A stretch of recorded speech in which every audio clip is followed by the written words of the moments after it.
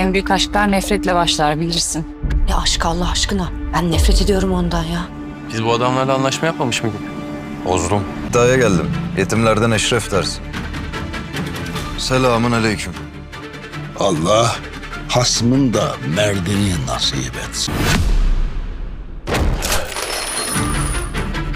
Seni delik deşik edecekler. Sen ne istersin? Cümlemize. Gitmek istiyorum. Senden uzağa. Çok geç. Her şeyi unuturum. O zaman da kalbim kırılır. Bana o eşrefi vereceksin. Korkacak kimsen yok. Biz varız. Sana hiçbir şey yapamazlar. Senin kalbin falan yok. Var. Sadece atmıyor. Şimdi bu beladan bir an önce kurtulmamız lazım. Bu işin çözümü nedir baba? Bizim kimseye verecek adamımız falan yok. Eşref Rüya yeni bölümüyle her çarşamba akşamı Kanal D'de. So hello guys, Esref Ruya के नए episode में बहुत कुछ होने वाला है। उससे पहले हमारे चैनल को लाइक कीजिए और सब्सक्राइब कीजिए। तो दोस्तों, हम इस एपिसोड में ये देखते हैं कि एशरफ अपने रुया को पाने के लिए ढूंढता है। मगर कि दोस्तों, इस एपिसोड में हम ये देखते हैं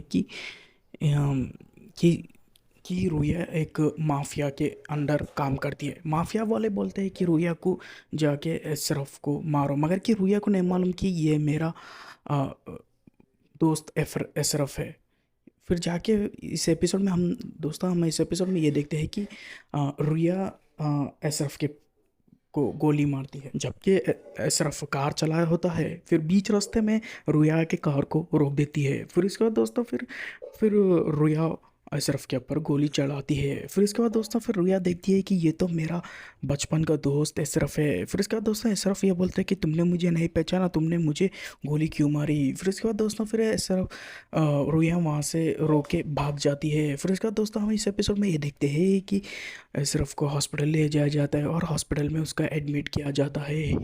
फिर इसके बाद दोस्तों हम इस एपिसोड में ये भी देखते हैं कि एशरफ को कुछ भी नहीं होता है। फिर इसके बाद एशरफ उसके बाद ठीक हो जाता है। फिर इसके बाद वो अपने होटल में आ जाता है। फिर इसके बाद दोस्तों वहीं फिर वो होटल में रुया भी आती है। फिर इसके बाद दोस्तों फिर एशरफ रुया को बोलता है कि रुको, मतलब फिर इसके बाद रुया नहीं रुकती है, वहाँ से भाग जाती है। फिर इसके बाद दोस्तों हम इस एपिसोड में ये देखते हैं कि एशरफ रुया का पीछा करता है और उसे रास्ते में पकड़ लेता है। फिर इसके बाद दोस्तों रुया ये जवाब देती है कि मैं तुम्हें नहीं जानती हूँ, तुम कौन हो।